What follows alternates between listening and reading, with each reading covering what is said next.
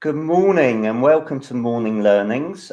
Pitch back in London, very sunny, I'm sure, in Sydney.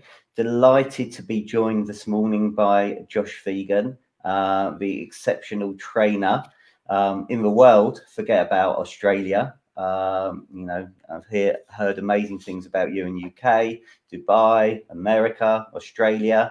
Anywhere else, Josh? New Zealand. We shouldn't forget we call the eighth state of Australia. Yeah. Well, I'm incredibly grateful for your time. So thanks very much. Obviously, last night we discussed just offline what's happened in the UK back in lockdown. Estate agents are allowed to keep on working. Morning, Luke Sinclair. There you go. I knew Luke was the first one who was going to come on and say hello. Morning, Anton. Thanks very much for joining us. So how's it been with you, Josh? It's a pretty amazing period because here in Australia we've just had an outbreak. We had effectively about 138 cases over the course of the last 3 to 4 weeks here in Greater Sydney, and off the back of that, we're now in a position that we're at about 2, 3, maybe 4 cases per day, and they've just shut down all of the borders in between the states here in Australia. So that's sent the Australian tourism into a massive spin. A lot of places that were booked out and now have got availability. A lot of people have had to rush back. So it's a pretty interesting thing. It made us realise about how controlled we are in Australia. We're certainly not at the position of 50,000 cases, which we're hearing out of London, but it is pretty amazing to see just how stringent our lawmakers actually are in preventing us from travelling domestically across the country at this point. But it's an incredible sense of optimism. I know certainly what you've been experiencing in the UK is no different. We've had a huge run on property, particularly lifestyle property. And in addition to that, we've had a huge run on people buying cars and boats and caravans and all sorts of things because we can't travel internationally or even domestically at this point. Money's cheap. We're in a position that we've got a very stable government here in Australia. We are also in a position too that we're seeing that a lot of Australians are saying, well, look, that's it. And now's the time to maybe do that lifestyle change that they'd always thought they would do. And we will certainly see, very similar to what's happening in the UK, I think some of the best sales and lettings numbers that we've probably seen in the course of the last decade. Okay, well, we've got loads of people joining now. So Andy Davis, good morning. Jeremy Tyler, morning. Rob, morning. Vicky, good morning. Luke gives you a heart. Morning, Tom McGee. Luke's been up since 4, waiting. I've been up since 3, Luke, so I beat you on that one for a game. Don't know what this 5 a.m. club is, Josh Phegan, but I know about it. Vicky, nice to see you. Dawn, nice to see you. Abigail, nice to see you. Ed, nice to see you. Ricky, nice to see you. Really grateful for you joining us this early, so thanks very much. So, Josh, you work with some of the top performers. I know you work with Alexander Phillips. You've got an amazing podcast that comes out every Sunday. So, ladies and gentlemen, if you're not listening to that, you should be. It's about 8 minutes, 10 minutes long every Sunday, and there's gold in there. So listen to that. So working with the top performers, what are the qualities that you see that they have? Morning, Eddie. The interesting conversation here is that, what actually does constitute, high performance or top performance. And really, it is all about energy management. Your ability to be able to really clearly manage your own energy is up to you as an individual. And regardless of a crisis or not, a pandemic or not, our ability to be able to regenerate energy is massively important. And we all have a certain reservoir worth of energy, and it really is the secret to high performance. When you go to work with people, you can call it passion, you can call it energy, you can call it dogma, you can call it focus. The most important component is that you've got to be really energetic around what it is that you do. And I always love this quote that no one's going to be as excited about you as you. And so you need to make sure that you're really excited and pumped up about what you're doing and where you're going. And this is a really important point because I think that, we've been fighting the wrong battles for many years inside of the estate agency industry. I know that for a long period of time in coming across to work with incredible estate agents over in the UK, which I've had the privilege of being able to do many times, and thanks to people like yourself, Stephen, for allowing that to occur. It's really been amazing to watch that, what the difference is they get really clear about their business models. And, I think it was only 2 or 3 years ago we were still having arguments in the UK about high street estate agency, online estate agency, hybrid estate agency, and what that was all going to look like. And I think that what we've all learned now very quickly is that was all us talking to ourselves, and none of it was actually about what the customer really wanted. And, there will be positioning statements. Certainly there are brands that will be a very cheap version, there'll be a very expensive version, and both of them have their place in their market. And we know that Louis Vuitton is certainly not crying over what's happening at Pound Saver down the road, just as we shouldn't be worried about what's happening with particular people that might be moving into the discounting section of the sector versus those that are actually really traditionally adding substantial amounts of value in the way that they transact their business. What is important inside of any business is that it gets really, really clear about the customers that it serves, the way that it serves those particular customers, and what service lines that they actually use to ensure that they can deliver a better quality value add. And we are now literally in an era where we're in a customer revolution. Everything is all about how we go to serve customers in new and better ways, and about making sure that we actually really deliver on our brand promises of what we promise to the marketplace. And I think for too long, estate agencies have worried about what's happening down the road with their competitors, rather than really focusing about what they can be doing. And I think that as we come into this new era, we need to understand that coronavirus may be around with us for the rest of our lives. And that ultimately the generation that's coming through, they may never know any different to what we're actually seeing. Vaccine or not, successful vaccine or not, this might be just the modern day version of the flu. And off the back of that, it might be more contagious. There might be a whole new range of things that are going to be there. But it is actually forcing us to actually really see a new way about the way that we live. And I think that literally we are becoming in a position that we're contacting human beings less and less in a face-to-face capacity. We're ordering a lot of things online. We're getting home delivery, where we're encouraged to keep our space from other people. And what that actually identifies is that as soon as it is safe to do so, to get back face-to-face with people and to be in a position that we can do that more often, then ultimately human beings are absolutely going to relish in that opportunity. But for now, we've got to understand that we're operating in a brand new world. It's a digital world. Newspapers are long gone. We're in a position now that today we're actually experiencing things in a very social environment. And a lot of people have FOMO and the fear of missing out or the fear of what the competitor's doing, when we should actually just be focusing on what we're really going to be doing and delivering to the marketplace. So when you talk about people like Alexander Phillips, for example, we have a meeting a little bit later this week.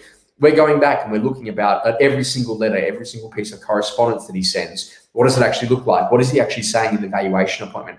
What are the conversations around how he's really separating himself from his competitors? And most importantly, what are the reasons why the consumer should make the decision to use him? And it's really about getting crystal clear about his marketing lines, what he's actually saying to the consumers, how he's presenting that information, and how he's actually entering the new digital world in a much more powerful way. And I think that this is the important thing, is that people are really innately focused around how they actually deliver their messaging to the client about what they do when they do it and why that fundamentally matters. Okay, brilliant. There you go. A few more people have joined us. You're very popular, Josh, for 7:30 in the morning in the UK. Blimey. So hi, Ashley. Hi, Tony. Hi, Gareth. Spencer, good morning. And Spencer made me laugh. He doesn't like Facebook. We are honoured that you've got a Facebook account, Spencer. What can I say? Morning, Lisa.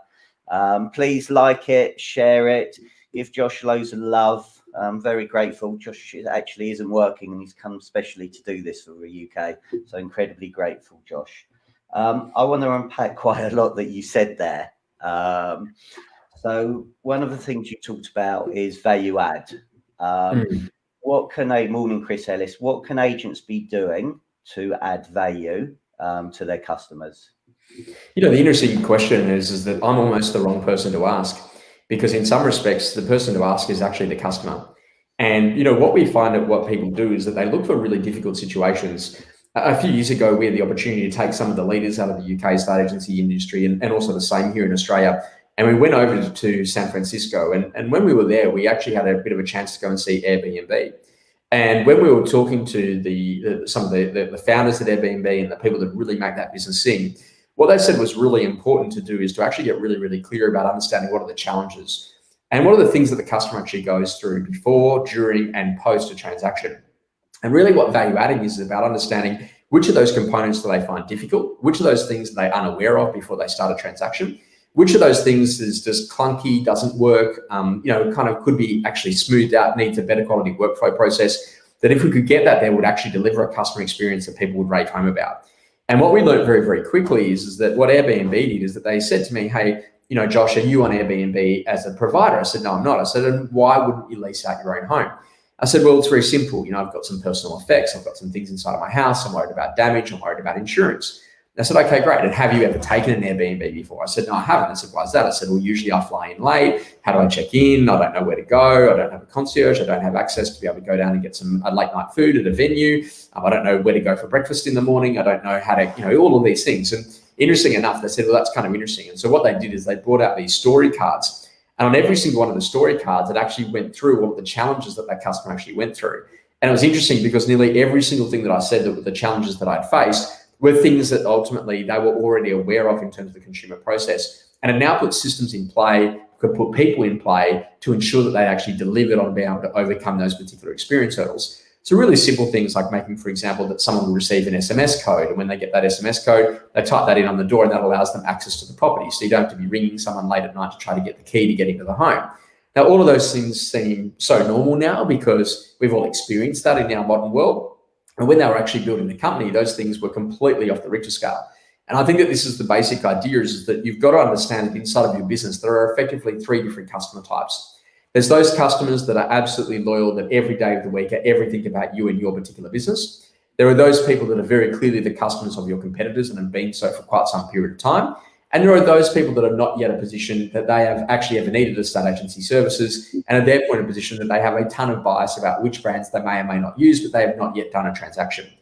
Basically, what the idea here in the jobs to be done framework is to go and have a conversation with each of those different customer types, choose 5 or so customers in each area, and really find out about where the challenges are that they actually face both before, during, and post the transaction. And then in terms of that, which of those items do they actually find really valuable if those items could actually be solved in a new and better way? And so I think that this is a really interesting conversation, because if we find where the value proposition is, then that's ultimately how we know we go to do it. And this is the key thing, is that it's not the thing that actually ends up on the marketing. It's the thing that you do that ultimately becomes the marketing. Now, we know that customer experience has ultimately become the new form of marketing, and what we go to deliver is massively important. Now, the reason why I think about this in the very early days, when I would actually go and get my car service, I would drop my car off for servicing. The mechanic would maybe have a look around it. Off the back of some horrendous phone call at about 2 o'clock or 3 o'clock in the afternoon, they now tell me that I've got to spend £1,000 on some extra thing that I didn't know was going to be happening. And all of a sudden, there's a ton of friction. They've got the car up on the hoist. You say yes, and it's a really poor experience. Well, interesting enough, where I get my car service down here in Sydney, interesting conversation. You go and you drop your car off for service. They have a conversation with you about anything they might need to know. And within an hour of dropping your car into service, they actually have a mechanic go directly underneath with a little light and a little camera.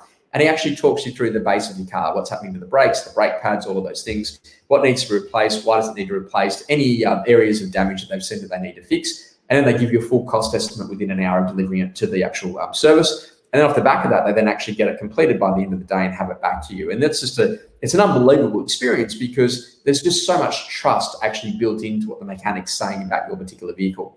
And this is where I think that the big key thing is that a lot of us have relied on written communication. Sometimes we just communicate over the phone. But now we've got all of these amazing tools where we can communicate about what the differences that we can create in the way that we go to work with the client. Now, I know a number of your clients, Stephen, over in the UK, are very big on refurbishments and maintenance, and going into a property and saying, hey, now's the time to redo the kitchen, repaint, recarpet, do some of those things, because we can get a better return. And I think that this is ultimately where we're moving towards in terms of the value adding, is about actually understanding what are the things that the customer will truly value that would allow us to separate and differentiate, rather than being in a position that we continue to try to look different to our competitors, but essentially we're actually providing a very similar service offering. Okay. It's really interesting about the refurbishment side, and you're talking about what an investor wants, getting return of their money, which leads me on to again, there's a lot of people on here that struggle to get landlords. What would they be doing to find landlords to offer these services? Yeah, I think the really interesting key thing about it is that, when we go into a business, one of the first key things is that we do a lot of diagnosis. We ask a lot of questions. And the best thing to do inside of any business is to go through and have a look at all the landlords that you've already won, that you already are already serving inside of your business, and actually really ask a very simple question about how did you meet that particular landlord? And that's going to tell you a lot about your lead sources and what actually really works on the inside of your business. So maybe, for example, you met them because you've been touting in the street. Maybe, for example, it's conversion from the sales division. Maybe it's the conversation you've already had with existing landlords who refer you on to others. Maybe it's about looking after some of the new homes and being able to convert those new homes into actually being a property that you can look after inside of your lettings business. Once you understand how the business is actually currently working, then you can then identify which are the areas that we should be amplifying. So, this works really well for us, so we should go and do more of that particular thing. And when we do more of that, that then allows us to be really successful at it. But hang on a second here. In terms of a layer cake, here are some other ways that we can actually go to generate business. And at the moment, what's really clear is that either we don't have the right person in play, or we don't have the right set of systems. So now it's actually the time to go and rebuild those systems, or to actually put in the right people to actually allow us to amplify that particular way that we go to generate leads. Now, I'll give you a great example on this. A lot of people are very obsessed about what we should be doing on social, Facebook, Instagram, Snapchat, WeChat, WhatsApp, TikTok, you name it. But yet the reality of it is that actually the way that you go to generate leads? Now, what I can tell you is that if you have a look at all of the really significant transactions that go on in our business, they're very, very much hands-on. They're very, very much personal relationships. They're very much that I was referred or sought out by that particular client. And we have a content strategy that actually goes to build those relationships with those people. Now, interesting enough, we don't really generate that many leads off social, because by the time they get to the social environment, they've already seen me speak, or they've seen me in a live environment like this. And off the back of that, that's actually generated our ability to be able to work with those particular clients. Now, the reason why this is so important is that there's a lot of money, there's a lot of energy, there's a lot of effort, and there's a lot of careers that are wasted in doing things that simply just don't work anymore. And what we need to be really clear about is actually understanding what is actually the thing that's broken and what are we looking at. Now, one of the things that we're looking at the moment inside of our own business, and I always think, what are the trainers doing inside of their businesses? Because that gives us a great insight of where they see future scalability for the rest of the industry. And we're having a look at a product at the moment called Trainual, which is Trainual. And basically the idea is that it takes your standard operating procedures, your manuals and whatever, and then actually puts that into an online environment where you can have videos, where you can have GIFs, where you can have a whole range of things and take people through a series of steps, a bit like a learning management system, to actually allow people to get accessibility for the how-to documents that actually sit inside the organization. Now, most organizations, their standard operating procedures are well behind where they need to be. Off the back of that, they don't have those things documented. If they do, they're not on video. If they're not on video, they're not up to date. There's a whole range of things. And we're going down the track of doing that because we found that inside of our own business, we have these incredible how-to documents. But again, one was stored over here in Process Street and something over here was on Slack. And then we were using this great little tool over here called Loom to record the videos. But how do we have a central hub where we can literally press search and bring up all of those how-to functions, from refunding a credit card to charging a credit card, you know, all the things that you do inside of a training business. And what that really taught me is that inside of any business, the ability to be able to go and re-examine your existing processes and actually be able to get them into a better way is the ultimate way to be able to speed up what's actually happening. Now, what a lot of people don't think about is that about maybe 15 years ago, I think that Tom Peters had coined the term about the war of talent. And this was about organizations looking for highly skilled individuals that could come and change their fortunes. And now what we're actually seeing is it's almost going the other way. What we're actually looking for is people that are capable and putting great systems around them to make them exceptional performers inside of any marketplace. And that really is the skill set, the ability to be able to lead and to charge and to understand what is the way that we go to train and develop our people to get them from zero to hero, to be able to deliver on that customer experience that gets more customers coming back day after day. Okay, so training, you know, there's a lot of agents, well, I think all the best agents in the UK are watching this now, up early, getting ready. The most probably some of them, like Matt Nichols, already run 25 miles already. Marcel's already run 25 miles. A bit like you, I think they like their running in the morning, which is great. There's some others that just won't invest in training, whether it's themselves, because, you know, I've had the privilege of coming to Eric. I've had the privilege of listening to you speak live, and you were absolutely sensational. Maybe 4,000 or 5,000 people there that were investing in their own future. Here, people's expectations are their bosses should invest in themselves. How can people change that mindset? I think that there's a really simple thing: question a coach the solution. So, you know, Stephen, now that you've finished school, what do you do to learn? And I think that what ultimately people learn really quickly is they're like, well, I read books, I watch YouTube, I watch TEDx talks, I listen to podcasts, I go to live events, I learn by watching people. And whatever that is, that's really about understanding how you shift a culture, which Satya Nadella from Microsoft talks about, to shift a culture directly from being a learn-it-all culture from a know-it-all culture. And most organizations are know-it-all cultures. They already know everything. But yet at the end of the day, you need to be a learn-it-all. And this is one of the key things that I always think about is that if I'm not learning, I'm not growing. And if I'm not growing, I'm dying. And I think that this is the whole key thing, is that how do those people actually get into your organization if they actually don't have learning as one of their major, you know, goals or major things that they actually really want to grow and develop? Now, when people come to work for me, I always say to them, look, I've got to remind you of one key thing is that you are joining a personal development company. If you are not prepared to personally develop, this is not the right workplace for you. And I think that this is all about how you let people in is massively important about the type of people that they become. We had a great opportunity to be able to do some work with a guy by the name of Brendan Cox recently over in the UK. And one of the key things that he really focuses on now is about making sure that he's really ingraining a set of, really basic but simple values. And one of those values is that, we learn it all. In other words, like, we're always prepared to learn. And he said, since putting that value in, he's now giving people books that are associated with their particular issue. He's giving people links to a video. He's showing them an article that they should read. He's giving them access to people online. And I think that this is such an important part, is that every single one of us have had a moment where we were stuck in life, where we didn't have the solution, where we didn't know what to do. And actually someone somewhere gave us a link, got us onto something, we looked at it, and that changed our entire world and our entire perspective. And this is what life is about, the ability to be able to change your perspective quickly when things aren't working for you. So for me, I always just ask people a really simple question. Are you happy with where you're at? Is there anything that you really want to learn? What's the number one thing that's really blocking you or locking you right now? And are you prepared to change?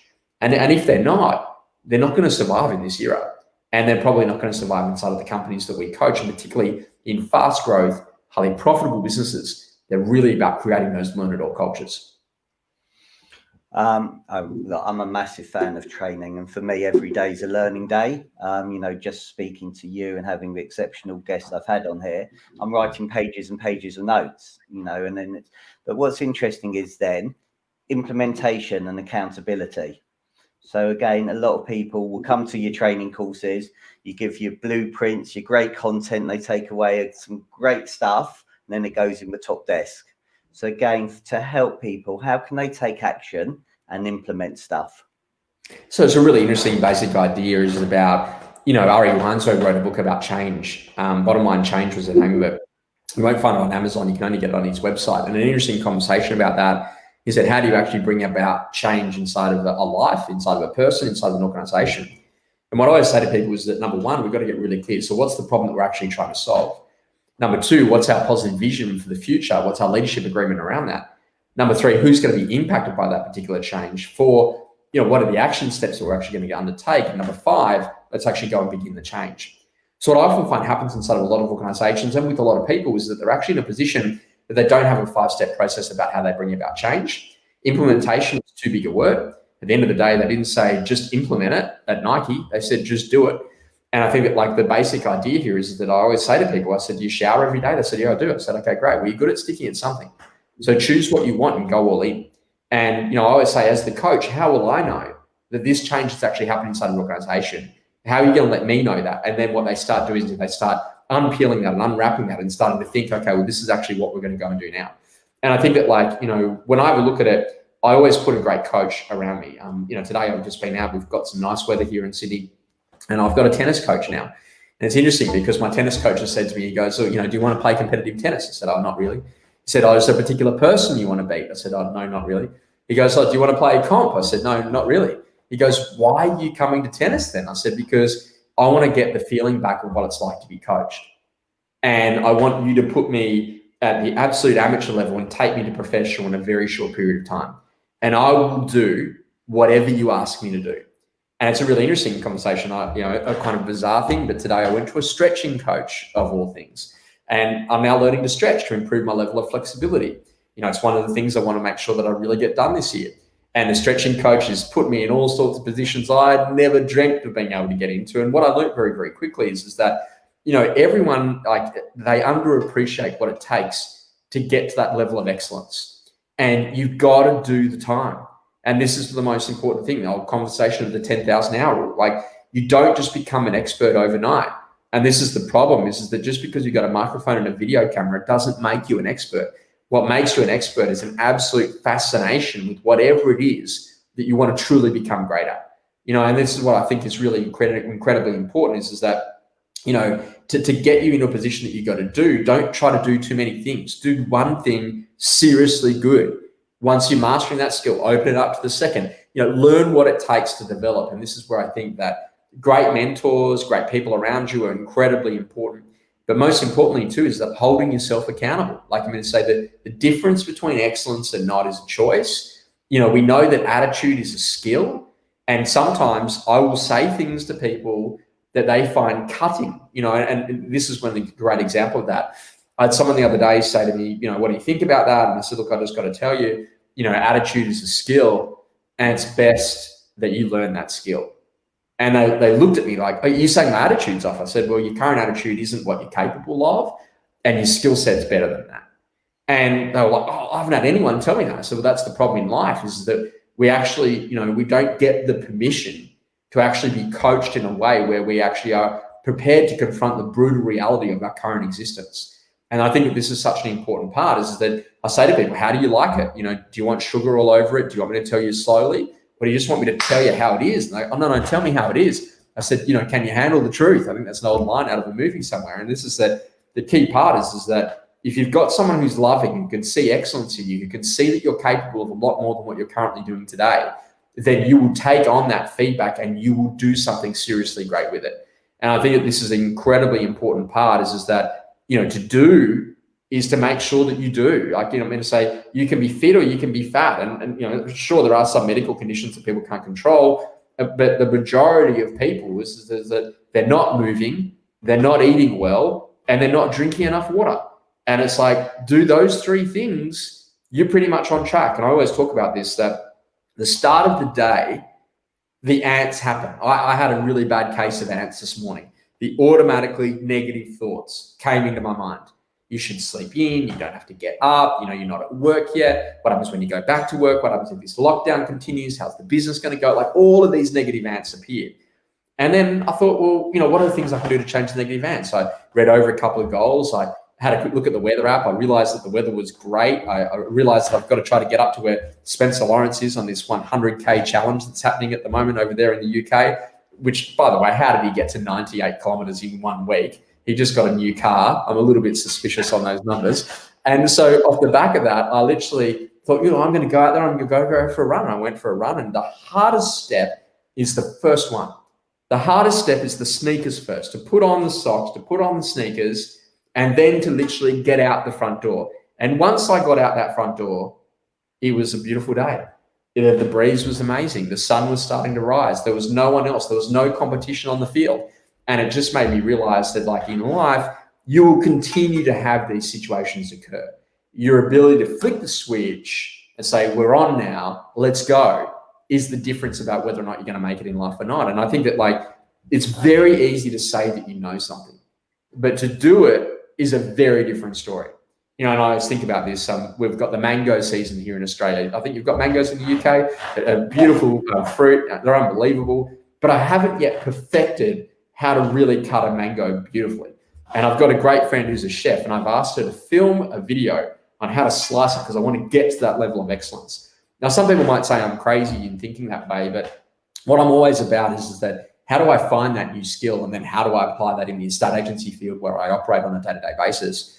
And how do I substantially get people to their level of excellence faster, better, easier, in a smarter way than ever before? And I think that that's really the skill, is about learning how you can do that and significantly changing the game in a really powerful way. What does excellence then mean to you, Josh?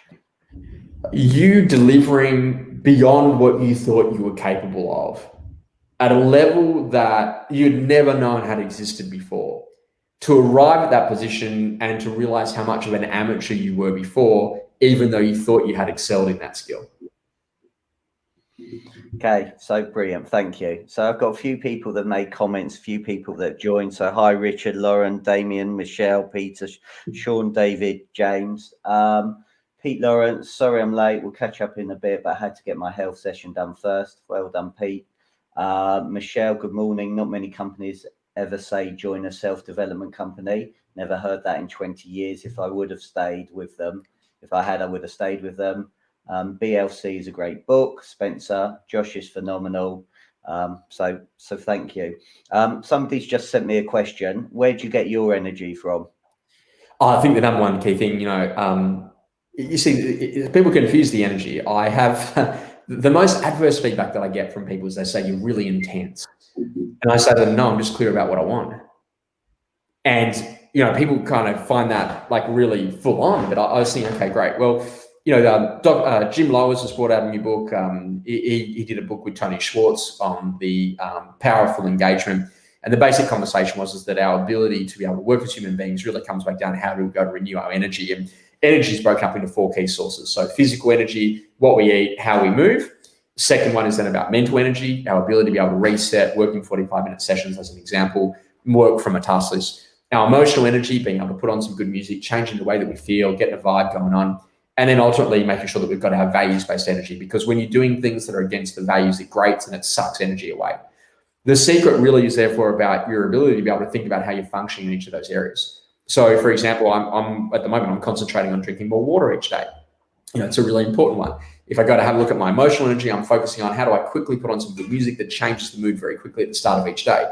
So when you go to have a look at those quadrants, I think that the most important part is that get a vision that inspires you and go out and do it. And get really clear. And this is what we've really found during the course of the COVID era, is that a lot of people focus on the things that they can't do. They saw Boris Johnson come on the TV last night. They had this whole conversation. We're back in lockdown, blah, blah, blah, blah, blah. To me, I would have taken that information, worked out what the new restrictions are that are in play. And then the secondary thing I would have done is then just gone and get a piece of paper and write down all the things that I can do, even given those restrictions. When you focus on all the things that you've got to do that are in the can column, oh my God, you're gonna need another 4 years of this restriction to be able to even remotely get close to being able to knock those things off. And this is what I think that the problem with the human mind and the human condition is that we all focus on the things that we can't do. Can't do this, can't do this, can't do this, can't do this, rather than the things that we can do. And I was speaking to a friend only just before, and she said, "Oh, Josh, my holiday's been cancelled and I can't go to Brisbane, blah, blah, blah, blah, blah." I said, "Yeah, but you can holiday here in New South Wales." So best that from this point forward, whenever you plan a holiday in the great state of New South Wales. If you decide to book your holiday last minute and there's the ability to go to Queensland, oh, how lucky. In the meantime, focus on the things that you can do. And I think that energy is always about that. I always want to be the person that gives the energy, the one that takes it. I did some things in the very early days. I went to an amazing health retreat called the Kangaroo Island Health Retreat with a lady by the name of Sue McCarthy. And Sue McCarthy got into numerology. And one of my numbers in numerology was actually that at my best, I'm a showman, but at my worst, I'm depressive. And so I looked at Sue, and I was only 19 at the time, and I said, "Do I have a choice?" She said, "Of course you do." I said, "Great, I choose showman." She goes, "Great, we'll know that if you find yourself in the depressive side, then you're not playing at your best." And so I made a choice that I wanted to be over here. I wanted to be in this position of always making sure that I'm doing that. And then, one of my other numbers in numerology is that I'm a scribe, I'm a creator, I write, I produce content. But at my worst, I'm boring. So literally, I'm either the life of the party or I'm nothing at all. And then, I started to think about that. And what that really got me to consider is that in life, I want to be the entertainer. I want to be the one who's got the good energy. And I just realized that, there are people that suck energy and there are people that give it. Now, Adam Grant wrote a fascinating book and probably a really important one for people to read, which was called Give and Take. And in Give and Take, he spoke a lot about that when you give energy to others and they do something with it, what you realize is that then amplifies everything in your life. When you give people advice and they do nothing with it, that's almost soul destroying. But yet you'll meet people that are givers and you'll meet people that are takers. And the secret is that literally, I don't need to receive anything. What I need to know is that the person that was in front of me, that we made impact there, and that we helped them to fix whatever their problem, whatever their challenge or issue was, in such a powerful way that it's gone on to allow them to be far more successful than what they'd ever dreamt they could ever do. And to me, that's life here on earth. That's, the ability to be able to help others, to be able to see them, to be able to perform at their best is what really keeps you going. And I think that it's so easy to get sucked into the negativity of life, of media, of social media. These are companies that are there to try to get your eyeballs on everything that they're doing as much as possible so they can sell more advertising. It is not about enriching the quality of your life. And I've never spent 20 minutes on social and going, that was awesome. I'm doing that again. Hey, everyone, come on, let's come and do this together. And what I realized very quickly is that, if your energy is finite, if your energy is limited, you can expand it. And it's your job to make sure that you spend it in areas that allow you to become more dynamic, that allow you to be the type of person that you want to become. Over the Christmas break, Dad and I had a great chat. And one of the things Dad said, how have things gone since you've been running the business? And obviously there's a lot of things that have changed over the last year. How are you going with that? And there's always a father's concern that comes, with that position. And I said to Dad in a really simple way, I said, I got to tell you, man, the last 13 and a half years have been one hell of a ride. And I've absolutely loved every single minute of it. And if this is it, if life is done, then I got to tell you, wow, what a ride. And it gets me to think like that, because I know it's not done. There's so many more things that we're going to go and do. And, you know, when it's safe to do so, we're going to come back into London. I can't wait to be able to go and see so many great friends and to be able to work in such an incredibly dynamic market. And this is what people don't realize. Like, I love the UK. It is a phenomenal part of the world. You guys have some of the most incredible things right there at your doorstep. And it's about unwrapping the presents that you've been given. And there's an old saying that, you know, sometimes the best presents in life are actually badly wrapped. And I think that COVID's a great example of that. And I'm not saying that, you know, take the advantage of whatever it is, but what I am saying is that, you know what, like, this too shall pass. It's a moment in time. Time marches on. Our goal, our ability to be able to refresh and to be able to write goals. Like, one person go, what's the point in writing goals? It's not going to happen. I'm like, well, I can reach my running goal. I can, you know, get my goal of being able to spend some time with you, Stephen, on camera. I can have that conversation of being able to work with great people. And hopefully, in the very small time that we have together, that we're in a position that we can make impact. That gives people positivity. It gives people the desire to want to dream around a bigger vision around where they want to go, the types of things that they want to achieve. And that's not always about making money. It might be spending more time with family. It might be giving back more to the community. It might be creating something that's really powerful. It might be sending a message after this, a quick text message, a little message on LinkedIn, something on an email, whatever, that just says, hey, thanks for giving me 30 minutes of your life that I know you'll never get back. Because, you know what, it made an impact and it made a difference. And I think that that's the difference, you know, like, you know, learn how to be dynamic and in such a way that when you put your head on that pillow at night, you say, wow, what a day. And I think, I won't get the quote exactly right, but Hunter S. Thompson, who's a fascinating guy, he was a journalist that ended up joining the Hells Angels over in the USA. And he came out the back of it and he's got to quote something along the lines of, life is not about turning up to your own funeral in a beautifully preserved body. It's about literally going in sideways with a huge pile of dust proclaiming, wow, what a ride, you know, completely used up, burnt out and exhausted and done. And I just think about that all the time, that like literally, you know, this chance that we get to be able to be in front of people, to be able to have proper conversations makes a huge difference in around what we can create and how we can go to do that. And I always just say to people is that now is absolutely the chance. And I love this quote by Oprah where she says that every morning when you wake up and you get to put your feet on the earth, as soon as she does that, every morning she puts her feet down on the ground and the first thing that she says, she goes, wow, another opportunity at another great day.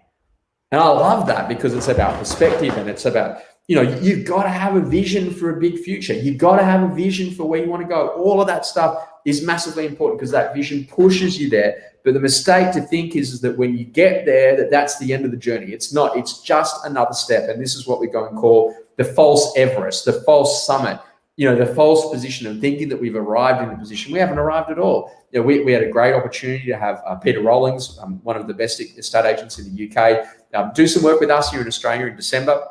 And people loved him. They said, oh, he's phenomenal. I said, of course he's phenomenal. You'd expect it because he's 100% focused about the betterment of the people that are around him. And I think that this is the difference is that, you know, change your mindset, change your attitude, change your life. And I think that this is the whole conversation. Is my attitude worth catching?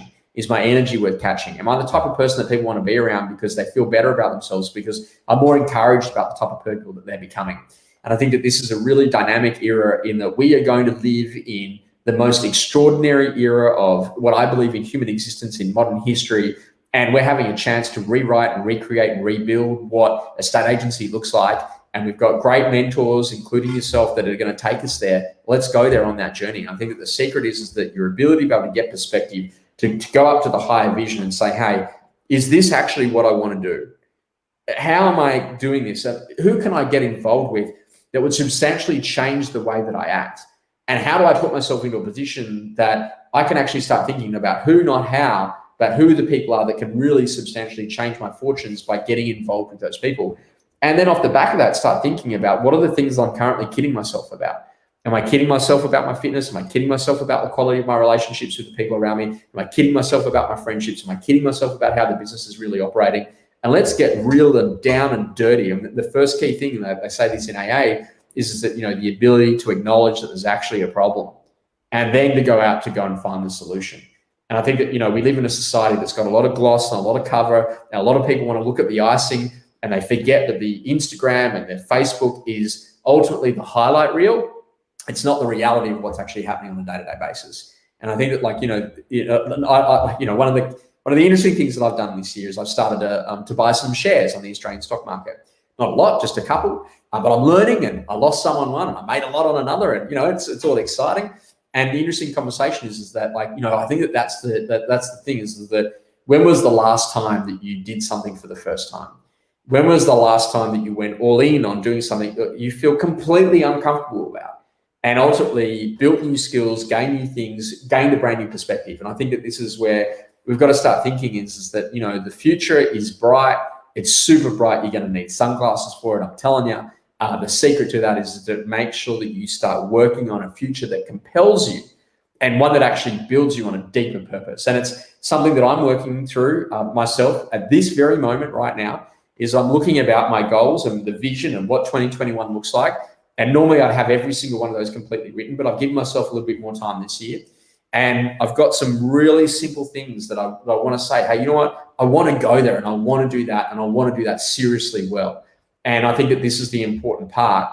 Now is the time. You don't get any more of it. You use time in your life based on the amount of time that you perceive that you have left. If life is going to end in a week or a year or 5 years or 10 years or 25 or 100 years for you, how are you going to use the next 24 hours to make the right decisions that will make impact for an incredibly powerful decade ahead? That's the sort of stuff that gets me up at night and up early in the morning and thinking, to have a bit of fun with it. Unbelievable. I think Ian summed it up nicely. Amazing, inspirational start to the day. Spencer, for me, JP's best coaching tip: laser light, cut out the white noise, have absolute clarity and purpose, no wasted energy. Peter Lawrence, spot on, Josh. Too many people are negative. Remember what you have, as so many of us are privileged as what we have. Josh, outstanding yet again. So amazing. I'm very conscious of time. Have we got time for a couple more questions? Sure, let's go for it. Okay. So you discussed doing stuff in 45-minute sessions in that. In the UK, 95% of agents have no stay in touch policy, full stop. Yeah. They've got a fantastic customer base, but they struggle to use it. Tips for them to improve and get better with their existing customers. I mean, going back to exactly what we said at the start, you talked about customer journey, customer excellence. You talked about personal relationships. So all these people have wanted to deal with these agents at whatever given time. And yet, as soon as they complete, settle, that's it. Bye. Never see you again. Don't need to speak to you. There you go. And for me, your database is a data bank. There's absolute gold in there, and it's giving value to that. But, again, how can people structure that 45-minute session in their diary every single day? Well, I think the key thing to do, first of all, is flip the switch. It's got nothing to do about you, and it's got nothing to do about your 45 minutes or how you're going to make calls. All of that can go to the side straight away. First thing you've got to start thinking about is that define the customer experience and make it great. Australian hospitality is a really interesting thing. I was lucky enough to be able to get away for a few days, and I went to a hotel and I turned up, and it's quite a nice hotel here in Australia. And when I got there, the lady said, "Oh, can we have your driver's license?" So in Australia now, we've now got our driver's licenses on our mobile phones. It's a new thing, and you don't have to have a physical card. And she said to me, "Well, do you have the physical card?" I said, "No, I've only got the one on my phone." And she's like, "Well, how do I take that?" I'm like, "I don't know. I guess you take a photo of that rather than the one on the card." So she took a photo of that. 2 or 3 minutes later on into the experience, she said, "Oh, and what's your residential home address?" I said, "Oh, it's actually on my license, which you took a photo of about 3 minutes ago." And she said, "Oh, yeah, but I need it." I'm like, "Well, it's on the photo that you just took 3 minutes ago." And so I thought I better not get antagonistic. I'm actually there on a holiday and I'm not paid to coach in this particular environment. So stop coaching, Josh. And an interesting key thing about it is about really thinking about what the service delivery standards are. And we make this mistake that, we index up about what the service is going to be like.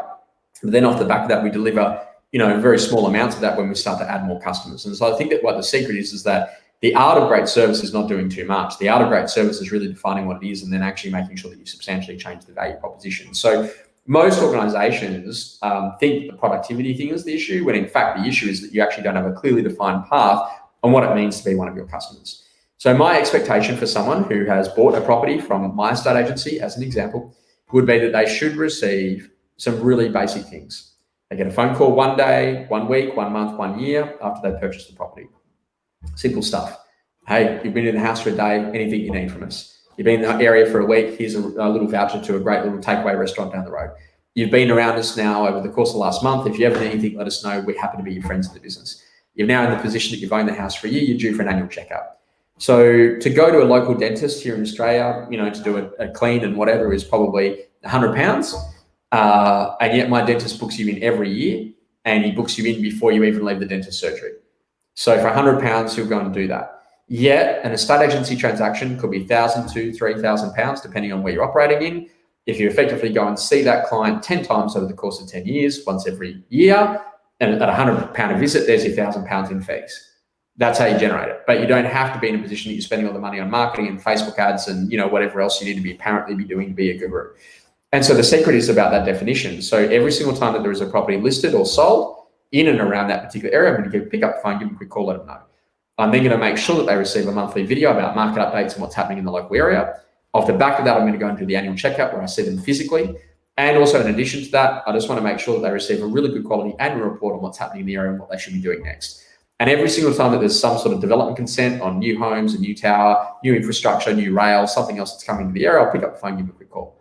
Because I'm about the relationship of being the friend in the business that gave you a quick call. I'm not about doing more marketing to get there. I don't need a lot of customers. I just need a few customers that have got a lot of problems, who know a lot of other people that have got problems, and that's how I make my business happen.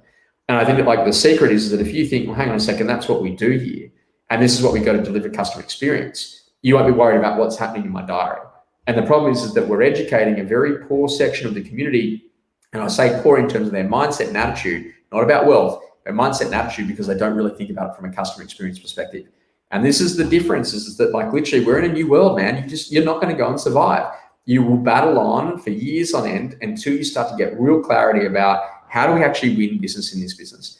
What actually makes us different compared to our competitors? And how do we make sure that we structure ourselves in a really powerful way to make that happen? So the more that you can get clear about that, then the quicker and bigger that the business is actually going to grow. Fantastic. You've mentioned a couple of books that you highly recommend. What else? I know you mentioned Adam Grant, you mentioned the BFC book.